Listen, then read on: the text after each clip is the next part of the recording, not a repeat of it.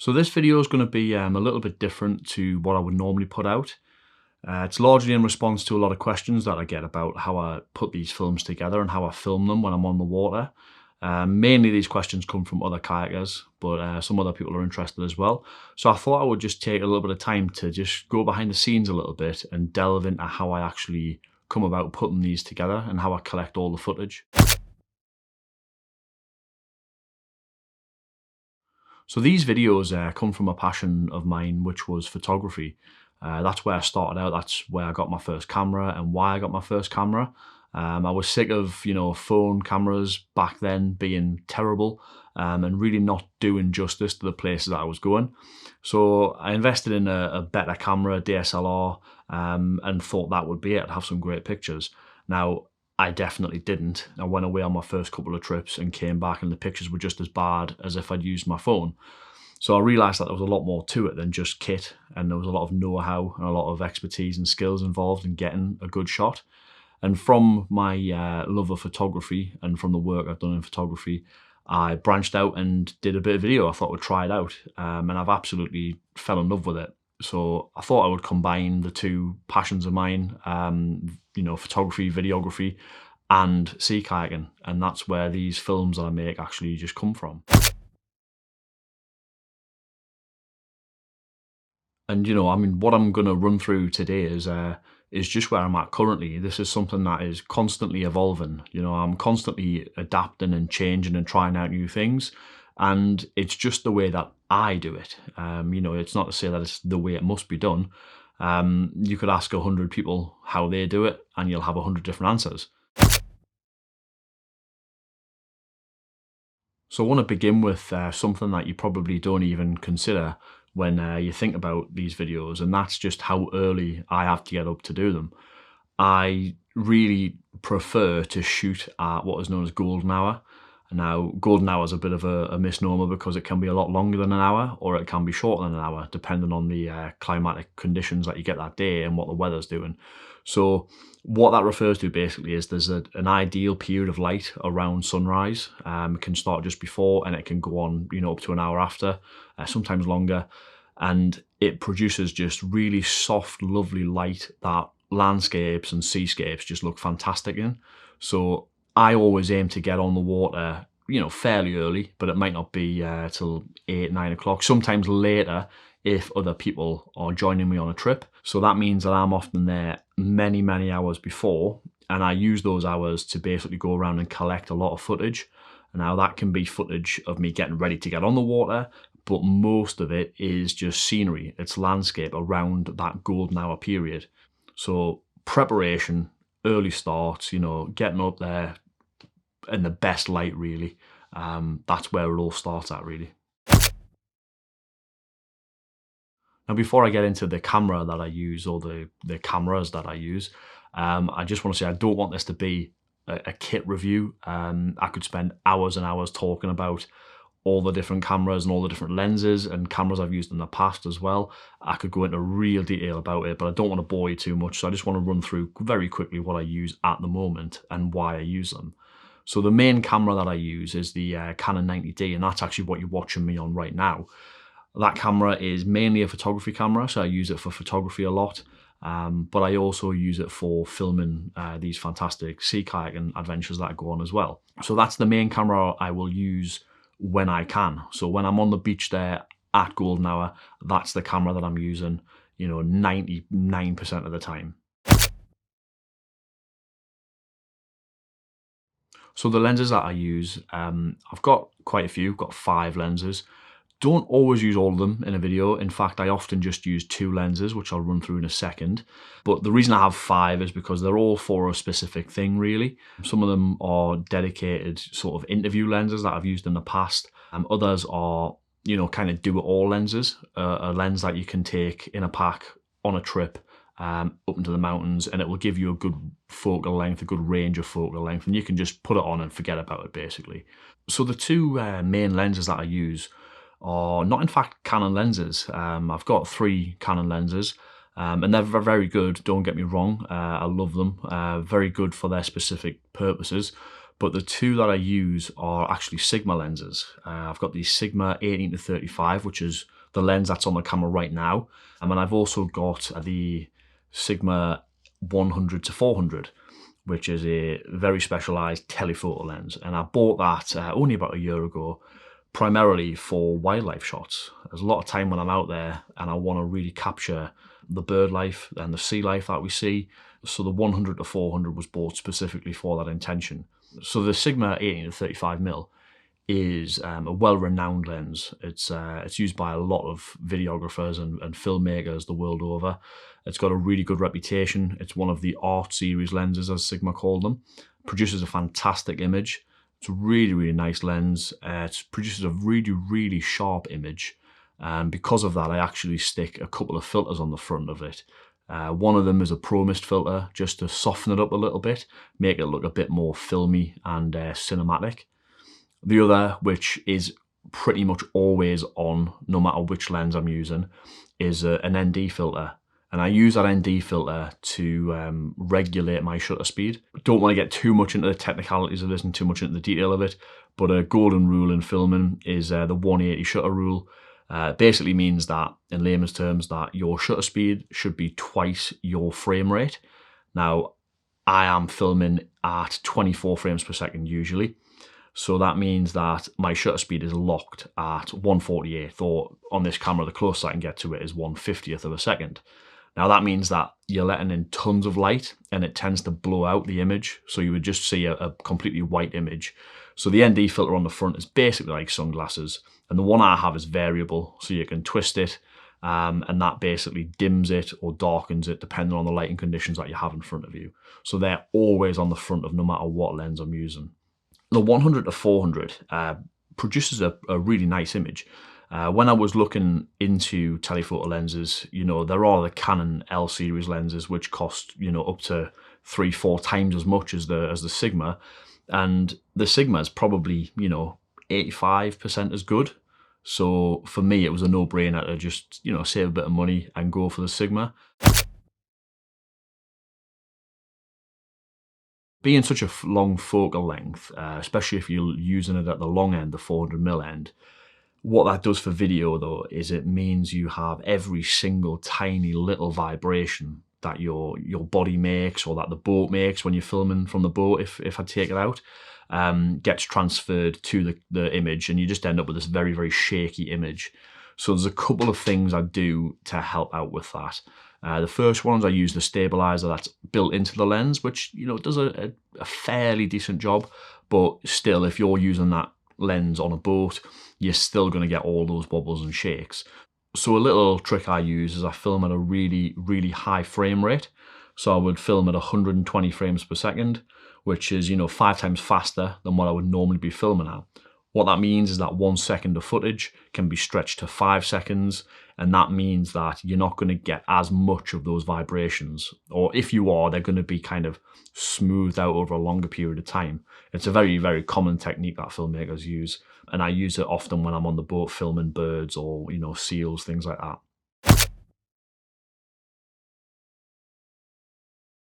So the main tripod that I use is the one that the camera's currently sat on now. It's a Manfrotto tripod, and I've had it for absolutely years, probably about 8 or 9 years now, I think. And it's performed absolutely fantastically. It gives a really, really solid and stable platform for photography and for video. Video, it becomes, you know, increasingly important to have a really, really stable platform, because, you know, often I'm filming in conditions that are less than ideal, can be quite windy, often on uneven ground. So you want to have a stable platform to avoid any of those kind of like shakes and jitters that can really ruin an image.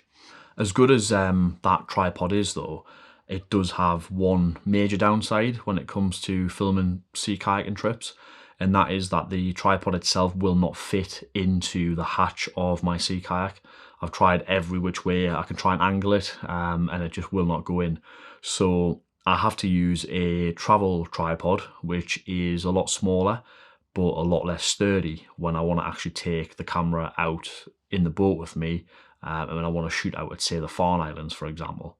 So the tripod that I've used for that until very, very recently is this tiny little, very lightweight tripod here, made by a Chinese company called Sirui, I think it is. This thing weighs about 1 kilogram, and I mean, it's absolutely tiny for a tripod. It holds the camera pretty well, does its job well, and the reason I bought that was I was going to Nepal for a trekking holiday to Everest Base Camp, and I needed a tripod that was going to be small enough and light enough to be carried in a backpack all day. So it fits the bill perfectly for that. It really does. It's not the most stable tripod you're going to find. It certainly does, you know, wobble in high winds, and, you know, sometimes does have a bit of a flex in the legs when you fully extend it. So it's not ideal. So I've been looking for something recently to replace it, something that is, you know, that kind of holy grail of small enough to fit in a sea kayak hatch, but sturdy enough to produce a really solid image, especially when being used with bigger lenses. And the one that I ended up with is the Manfrotto Befree 2-in-1, this one here. So it's a bit bigger, and I hope that it's going to be, you know, up to the job. It certainly does feel a lot stronger than the other one that I've been using. I've yet to film with that yet, because I only got it a few months ago, so I'm yet to actually film with it. But I have used it for some sound recording equipment, which I'll come to later. But it seems to be up to the job, seems to be good, but only time will tell.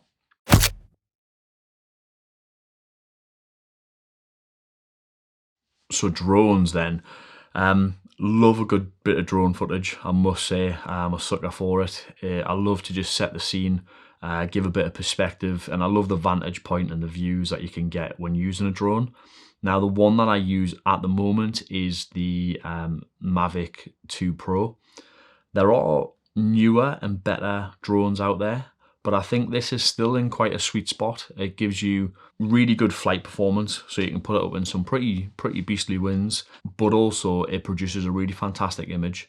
And the reason I upgraded from the Parrot and Naffy, which I was using previously, is that the Mavic 2 Pro has got a bit of a larger sensor on it, and it produces a better image in lower light conditions. So when I'm out there at sunrise or sunset and the light's starting to fade a little bit, you can still rely on the Mavic 2 Pro to give you that nice crisp image.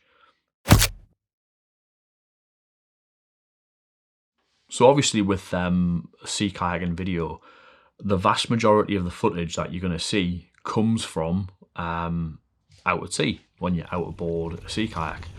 Now, that's a really hostile environment for filming.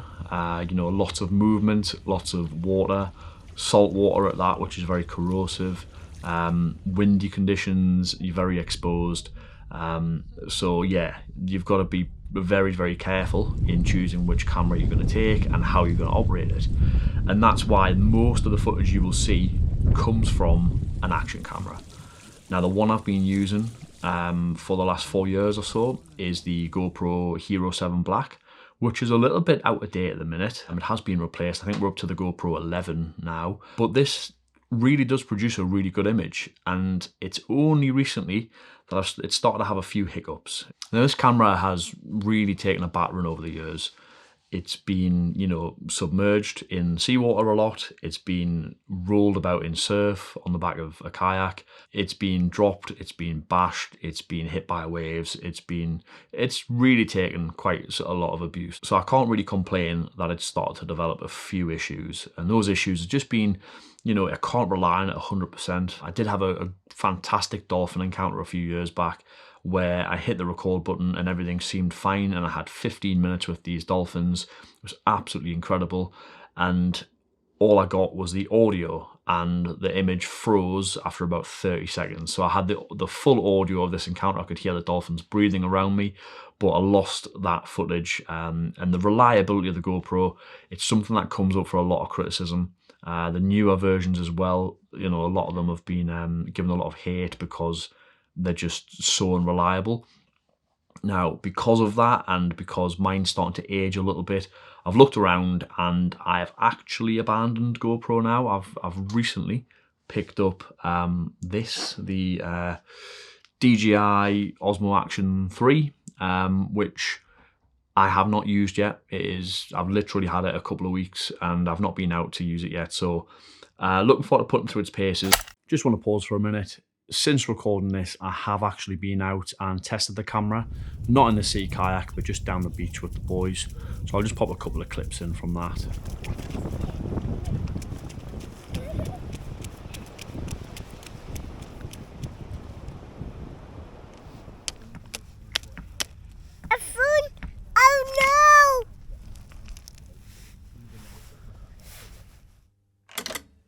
Don't know what to expect from it.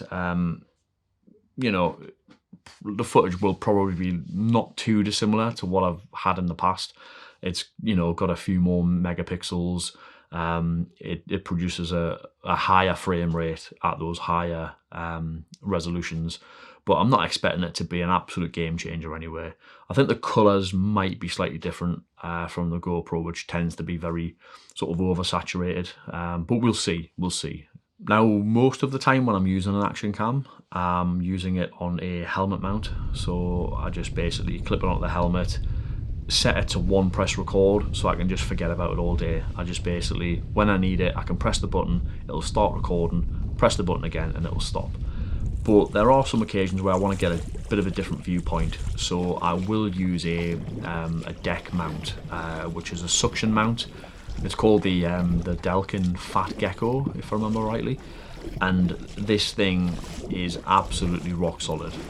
Honestly, it will just sit on the boat and it's been rolled through surf, it's been dropped off the side of boats, lowered into the sea and completely submerged, and it has never come off. I mean, I always use a sort of safety tether with it, just in case, because I really don't want to be losing a camera, especially the cost of, you know, GoPros and things these days. But honestly, this thing, you can pick the boat up before it will come off. It's really rock solid, so I really highly rate it. Now, there are some occasions where I want to take the DSLR out on the boat with me, and because of, you know, how precious this camera is to me, the conditions have got to be just right for it. So I only go out on a day where there's going to be very little swell, there's going to be very little wind, because I don't want to feel unstable with the camera in hand, and God forbid, you know, it gets dropped or, you know, I get rolled with the camera out of its box. That would be an absolute disaster. Now, the thing I use for protection for the camera when it comes out with me, which is, as I said, on a rare occasion these days, the thing I use is a completely sealed dry box. It's the only thing that I'll trust. I've used dry bags in the past, I've had multiple bags, but honestly, they take so long to wrap up and get the camera out that a lot of the time I was just not bothering. So I've got a couple of really solid dry boxes that I use from Lomo. I've had to kind of modify them a little bit because they didn't really have any attachment points to attach them to the kayak. So what I've had to do is sort of drill a couple of holes in the back to feed a webbing strap through, and then attach webbing straps on the outside of that so that I can secure them to the sea kayak themselves. So this is a good example of one here. This is the one that I used to use when I just had the 18 to 35mm, and that fit nicely in this this dry box here. And that would just attach, you know, I'd put a webbing strap through here and it would secure onto the deck that way. And it's been through some pretty big surf actually, and survived and been dry and perfect. Now that I've got the 100 to 400 to think about, we've had to go for a bigger box. Another one again from Lomo, and you can see on this one I've got these extra webbing straps on the side there that allow me to secure it to the boat. But this, you know, it is pretty big. It's massive, you know, it's really big. So because of where those boxes strap onto the deck, I really don't want to be doing any rescues on those days. So I'll usually be solo, or I'm going out in conditions where they're just really calm. So I'm not really going to be in any danger of having to rescue anybody else or be rescued myself, because I would not want to be rescued or do a rescue with the camera in one of those boxes.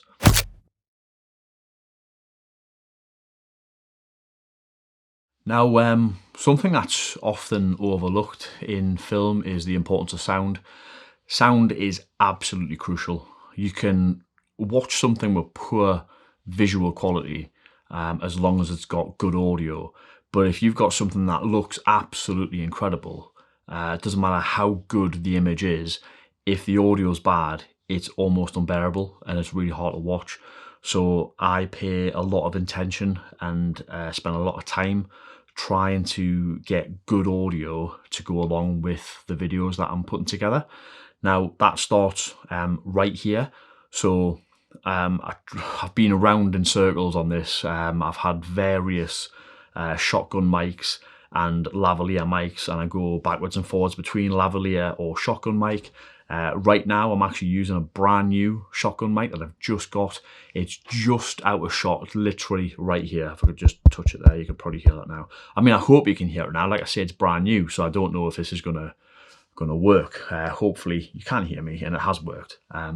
But yeah, so using a shotgun mic in here to hopefully get some good audio. But also out in the field, there's not much I can do when I'm on the boat. You're kind of going to get the audio that comes from the action cam. There's not much I can do about that. You can't really replicate it. But for the B-roll shots, what I've done in the past is I've used some sound effects. So I've used sound effects from Epidemic Sound in the past, but I've abandoned those now, and I'm now using Artlist. And so far I'm quite liking Artlist for both the music and for the sound effects. Pretty good. But I've actually tried to get away from using sound effects, and I'm trying to record my own audio in the field. So I'm still completely new to this, and I'm trying to work it out as I go, and I'm learning as I go. But I'm using a field recorder, so I'm using a Zoom H5 field recorder, along with a couple of stereo lavalier mics, which are omnidirectional. They are the Clippy EM272s, I think they are. And I've used them in the Fibre head video recently to capture the bird sounds, because I found that with the sound effects, you just couldn't replicate the kind of sounds that you get in an environment like Fibre head or out at the Farne Islands with all the bird life there. So I've used them for that, and I've used them a couple of times in Sky as well for the latest video that went out. Just want to pause here again for a second. Since filming this, I have actually sold the Zoom H5. Not that there was anything wrong with the Zoom H5, it's a very good recorder, but I've upgraded it to the Zoom F3, which has much better preamps, and all that means is that when recording quieter ambiences, there's going to be less noise, less hiss in the sound from the Zoom F3. I haven't had much chance to get out with the Zoom F3 yet. I've only been out one morning with it, just down the North Shields Fish Quay, just to see how it would handle the ambiences down there.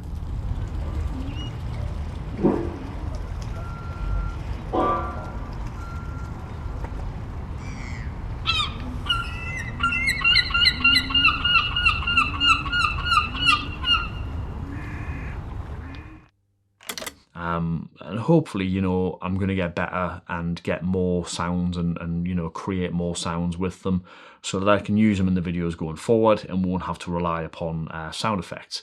But I find it really important to try and, you know, use the audio to create a bit of or try to replicate at least the ambience that I experience when I'm out there at these locations, or when I'm out at sea, you know, seeing these amazing sights.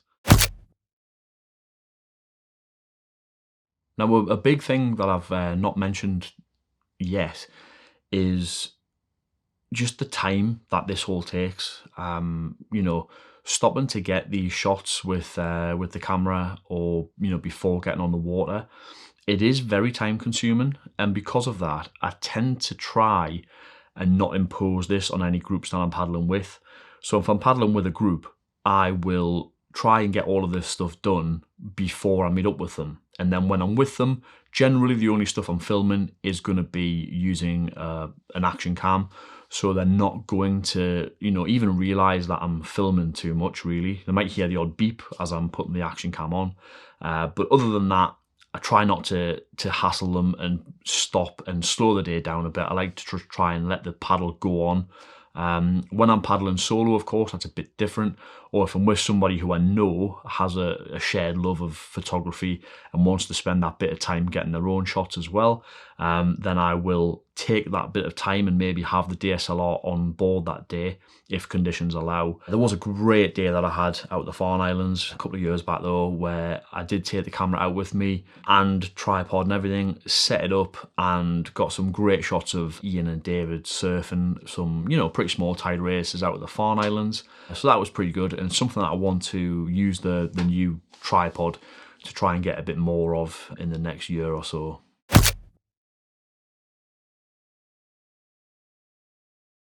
So there you go then, that's a little run through of how I go about actually capturing the footage for these videos. Then the bit that you don't see and that we just simply cannot cover here, could be an entire series, would be the editing process. So the editing, it takes absolutely forever. Sometimes it can take me a month or two to actually find the time to sit down and go through and edit all of these different shots. I'm coming back with, you know, sometimes hundreds of different clips from the, you know, the GoPro or the action cam, from the DSLR, from the B-roll shots, and from the drone as well. And then that's before you start thinking about the audio clips that might come back as well, or the audio clips that I then have to find to try and fit the footage, and the music that I have to find to fit the footage as well. And honestly, the editing is the biggest and most time-consuming part of doing one of these videos. Editing is a process that I'm still going through, and I'm, you know, started with absolutely no knowledge about it at all. It's all sort of self-taught, you know, watching YouTube videos, reading different people's sort of techniques and tips and tricks, but also just from watching a lot of things. We all watch a lot of film and television, and there are some editing tricks that come from that, and some techniques that you can get just from, you know, from watching everyday films and things. But it certainly changes how you watch those things, and you look at them with a bit of a different eye when you come to edit things for yourself as well, I think.